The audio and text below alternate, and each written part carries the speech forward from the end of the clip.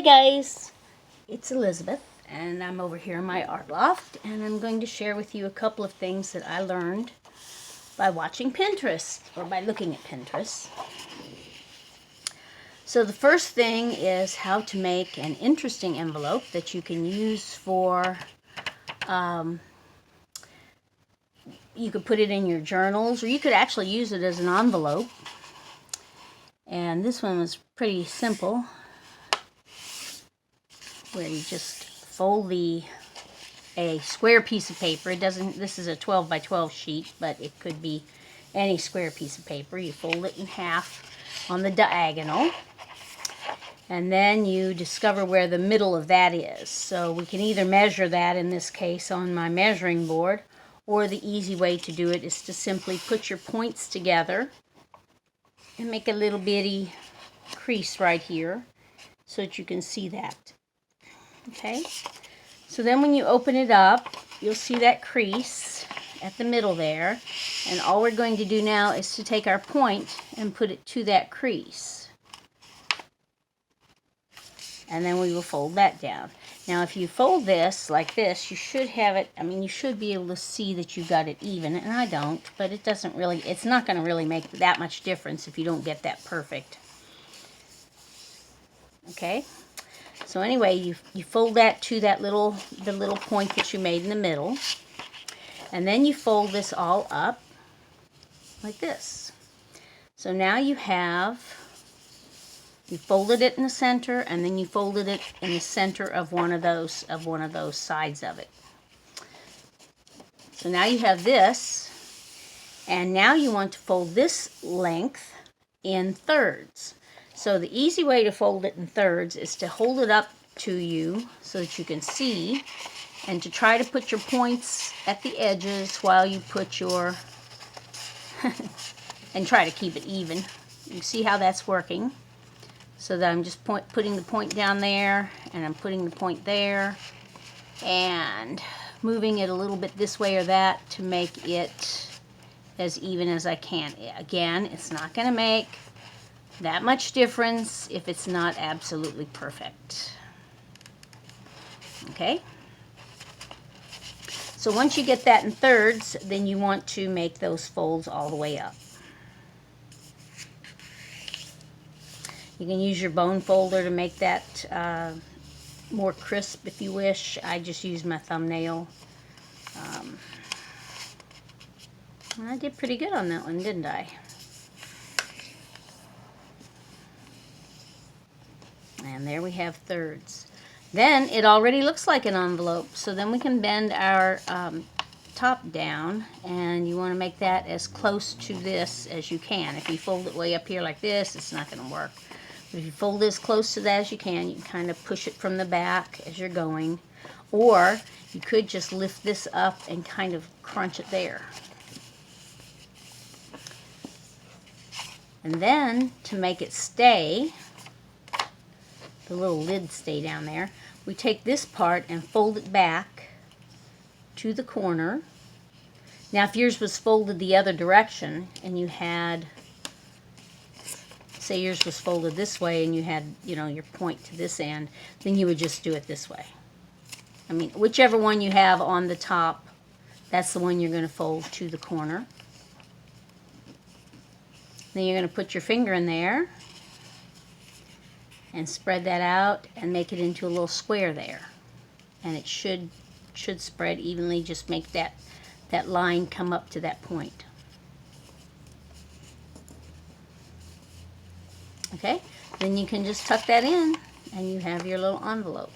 And after if you press it for a while, or after you have it in your journal for a while, it will stay there better.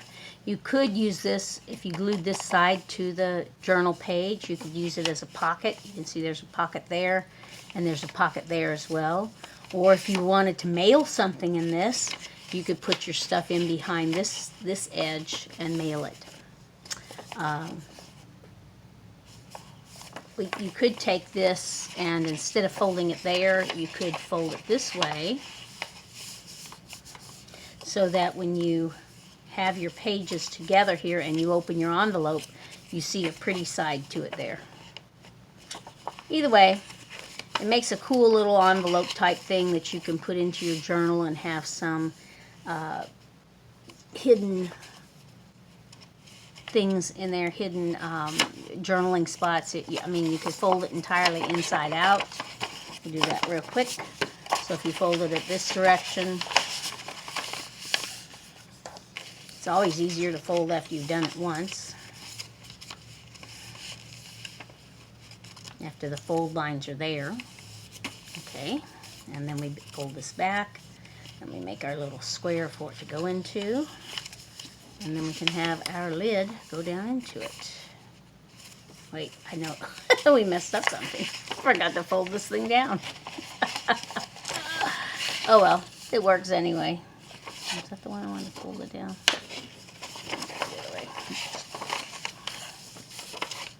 There we go. So we fold those two to the middle to make our thirds. And we fold this back this way. Make our little pocket and put our lid down into it.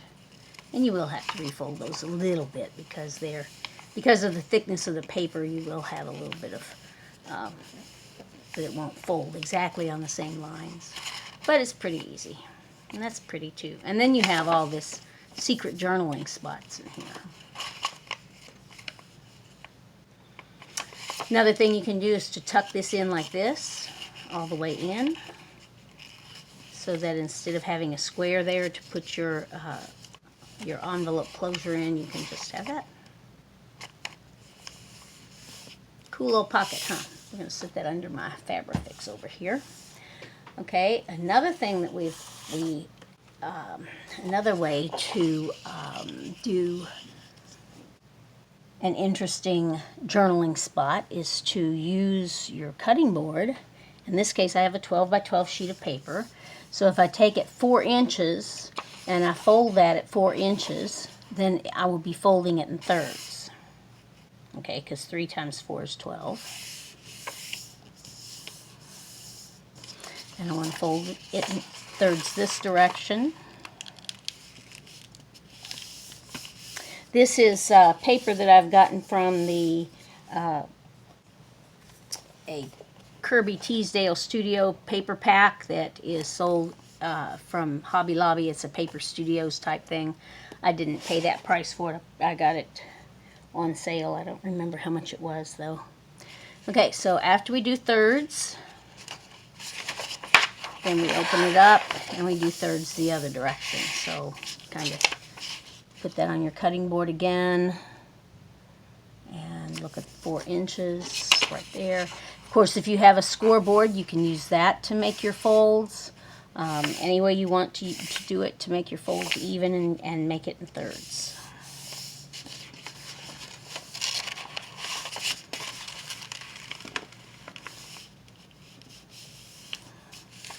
Okay, then we're going to take and cut out our corners, all 4 corners. So we'll take this and the easiest way for me to do it is to just take the fold and cut just a teeny tiny little scrap off. You can see how teeny tiny that is. I didn't get that all the way to the next fold though, but you only go up to the fold, the next fold. You don't go all the way to the middle or anything. All right, where are you, fold? Sometimes it's hard to see. So we'll start from this edge now and just do that little tiny scrap off the edge. Okay, and we'll do this one since it's already folded here. Come on, you. It's trying to be obstinate. It always does when you're on video. And we just trim that off. We'll trim this one while we have these folds going this direction.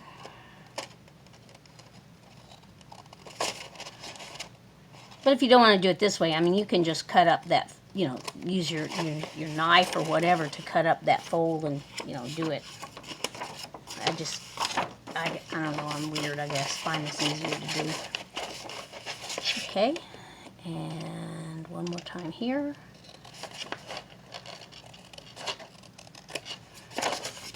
Okay, so you're going to cut these out. cut just on that fold. Sometimes my shadows make it difficult for me to get it done exactly. And it doesn't have to be exact. It's not going to, and then I just tore it a little bit, but that won't hurt either. Let's make that our, cut that a little better there. Okay, cut up that line there again. And I didn't cut all the way here, so we'll make that.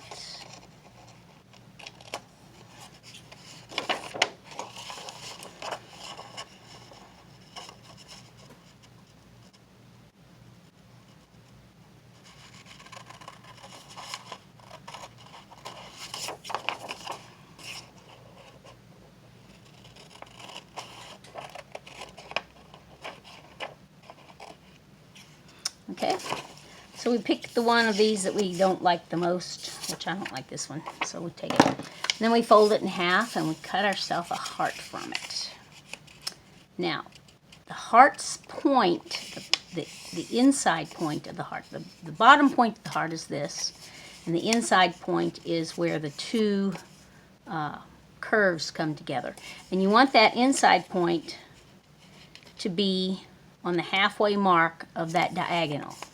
Okay, so we just bent that enough to see where the halfway mark of that diagonal was.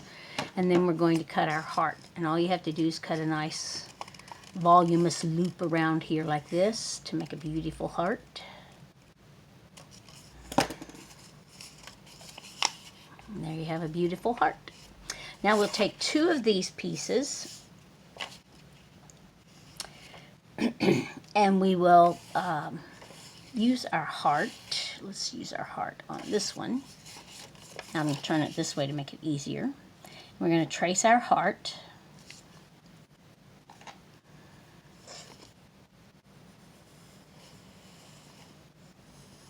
And if you trace it that way and you have the point down here, then on the other side, the one opposite that, so over here to over here, you want that bottom of the heart to go on the opposite edge. Oops, come here, you. So if you trace it and you run over your heart, don't worry about it. It's not gonna, I mean, we're not gonna use that one for anything. Okay, so then we take our scissors and we cut just to that place that we've traced. And then we're going to cut out that heart. So we come back out here and we cut out our heart. I hope I'm not off camera. Was I off camera there? Could have been. Sometimes difficult. And it doesn't have to be perfect. If you don't get it exactly on the lines, then you'll just erase those lines. It's no biggie.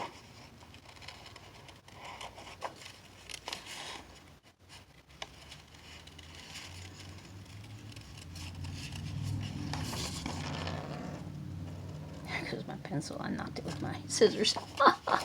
Okay, and we're going to do the same thing over here. Cut down to where that heart is. Then we're going to cut out the heart itself. And again, if it's not, you just want to make that smooth, you know, smooth roundness to it to be a heart. But it doesn't have to be perfectly on the lines. It's not going to matter that much. And then, when we've done that,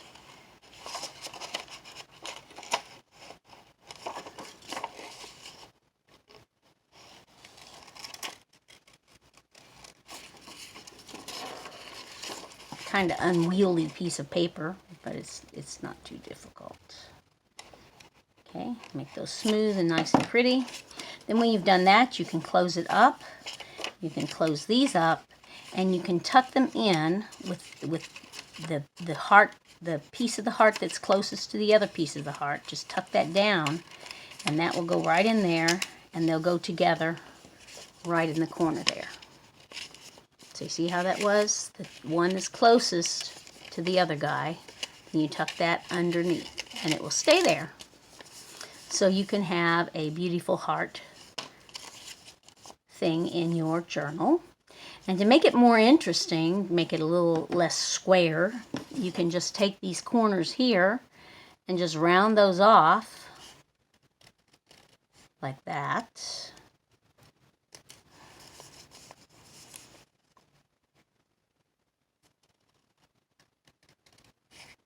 And like that. And then you have, when you open it up, if you get all this other stuff out of your way so you can see what you've got, you will have some interesting other shapes. And you have shapes that will work, I mean, a total journaling space. If you don't like these corners here, just smooth those out a little bit. I mean, they look like they're crunchy with the points on the corners, so I usually just smooth mine out a little bit.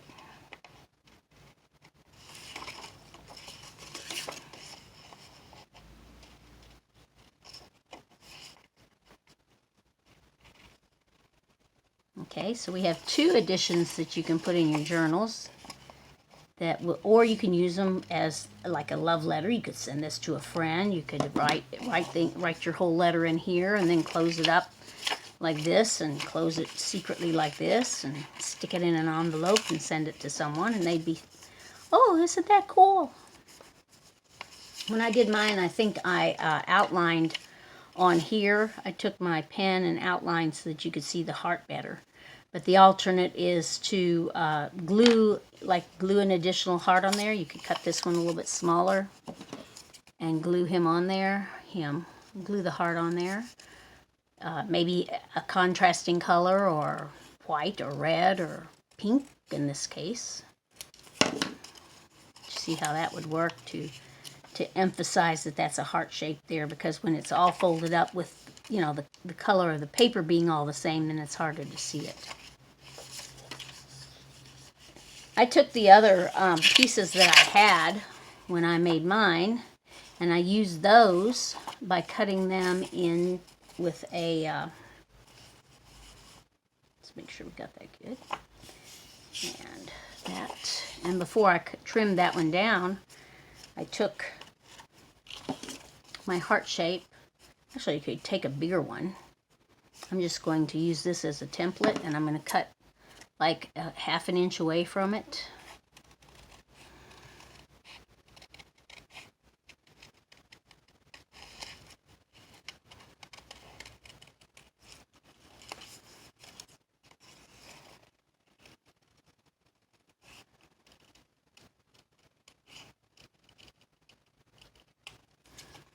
Now, if you like that heart shape, then go for it. If you don't, then just fix it to what you like.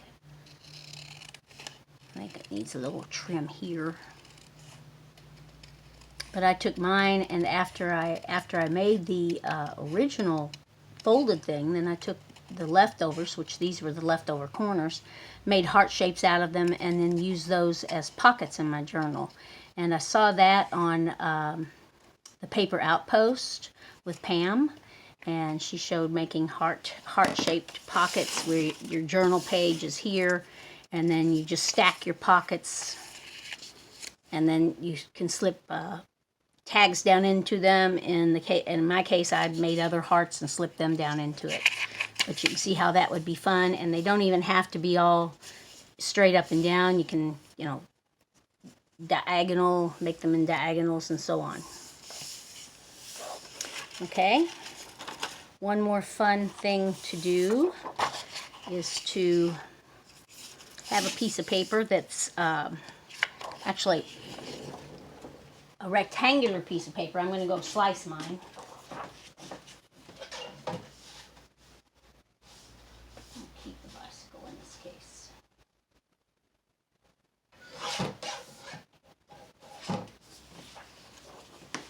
I have mine 8 by 12, but you could have it a lot smaller if you're putting it in your journal. It might be a little cumbersome, 8 by 12. And I saw this one on Junk Journaling with Penny, and all she did was to fold it up to the thirds again. But you wouldn't even have to fold it to thirds. You could fold it any amount you want, because all you're doing there is to making a tri-fold page where you are going to take this, and after you do it, then you're going to simply take your, I hate to use that to fold this and not, well, anyway. And then she just folded this like this.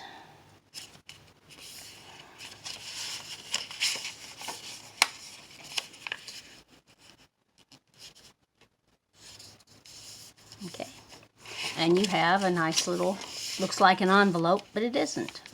And when you glue that to your page, then you can make a little closure for it here if you want to, either any way that you want. One way to do it is to put a little dot there and a little dot there so that you know where you are. And you fold this out on your table. You take your X-Acto knife and you make a little slit there. You can make it straight across. You can make a little smiley slit.